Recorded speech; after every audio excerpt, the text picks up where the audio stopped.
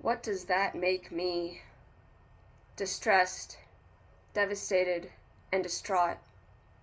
My father was the product of trauma, so what does that make me? Some people try to tell women, not all men, as if little girls are never raped by their own fathers, as if the number of free-roaming rapists is small, and as if that counted for something. If there was one rapist in the whole wide world, that would be too many. It took one man, generations back, to create the child molester my father became.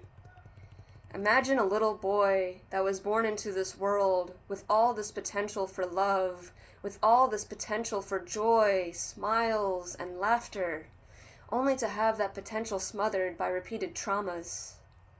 Imagine a little boy trying to survive in the war zone that is his own family. He learns that the world is made up of sharks and minnows, and he learns that the only way to stay safe, to be okay, is to prove to everyone around him that he is a shark, and to cope with his unhappiness, he expunges the happiness of others. You see, due to this, the good in him never had a chance to be expressed. The God in him never had a chance to be expressed. Now this little boy grows up to have a family of his own and acts like his father, the shark, terrorizing his wife and kids. And when his firstborn daughter is just shy of her 3rd birthday, he rapes and sodomizes her. Now this little girl carries his pain and his shame in her body, mind, and soul, and that little girl was me. Distressed, devastated, and distraught. My father was the product of trauma, so what does that make me? I release my father and myself from this story. Still alive. March 14th, 1995. That's the day that I nearly died.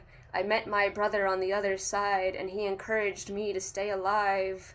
I had 1 foot on earth and 1 foot in heaven, and was definitely ready to let go and give in, for life didn't seem to be worth living, for the pain was too much and the world was too scary. And yet some way and somehow I found my way back. The pain was still there, but I guess I found a way not to care. And here I am 27 years later, still living with my decision to live. Day by day, the good and the bad, the sweet and the bitter. I guess I chose right, but sometimes, well, sometimes I feel I still lost the fight.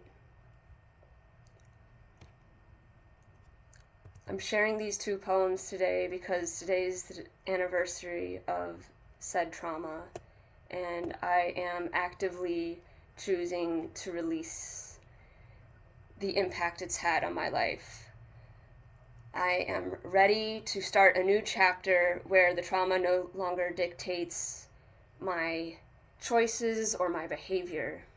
So I shall speak this into existence right now. I no longer allow past trauma to direct my life by dictating my choices and controlling my behavior. I no longer give my past this power. I release my habit of unhappiness and choose happiness whenever I can.